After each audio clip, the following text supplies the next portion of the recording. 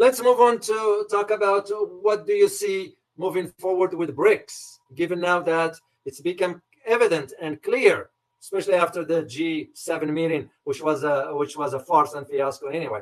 The GDP percentage for the G7 in comparison to that of BRICS, and the reason I'm mentioning this because India is part of BRICS.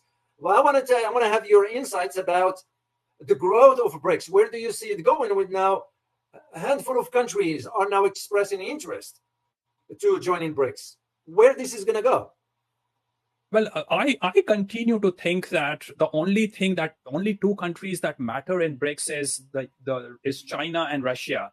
I also understand that countries are going to start leaving the American influence and start moving towards Russia and China influence, because America is increasingly becoming a chaotic place. Its politics is not reflecting what used to be the Western philosophical values. So as time passes by, the West is continuing to become a weak society culturally. And as a result, the power will continue to move towards Russia and China. And as a result, those people who are sitting on the fences like Saudi Arabia or UAE, they will move increasingly towards the Chinese and Russian influence.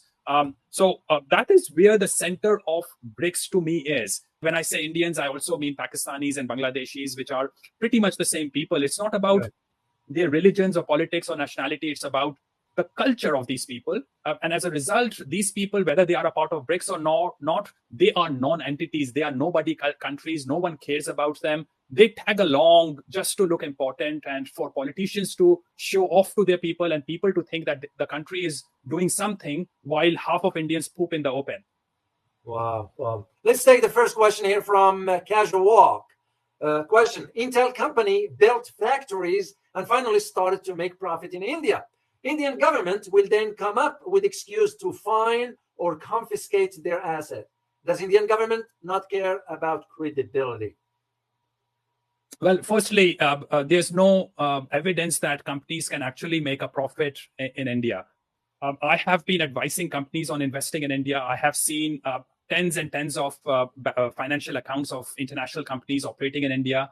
They simply cannot make a profit. When they do make a profit by through capital gains, and which is, Vodafone had acquired I can't remember the exact details now, but there was a capital gains transaction through Hong Kong company. And Indian government retrospectively changed the tax law to tax Vodafone on that transaction. So India cannot be relied on anything. As I consistently say, David, unless you understand the cultural underpinning of the country, which is that there's no concept of honor, there's no moral fabric, there's no rational fabric, you cannot really understand their decision making.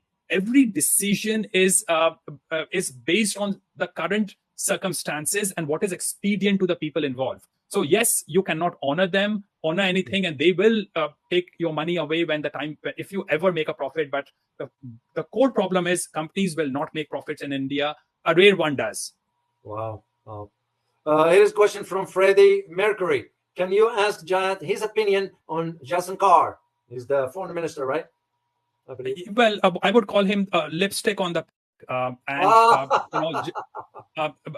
lipstick on the for people who have a high opinion of him. But remember, Jaishankar's son lives in the United States. He's an American citizen. In fact, virtually every politician I know of has some foreign document. So these are not nationalistic people, and he's just rationalizing. Jaishankar rationalizes all the crooked things to do with Modi. But also, I don't even find him very intelligent. I listen to him, and I know other people get very impressed with Jaishankar. But I listen to him, and I think, wow, this guy really doesn't know what he's talking about. Wow.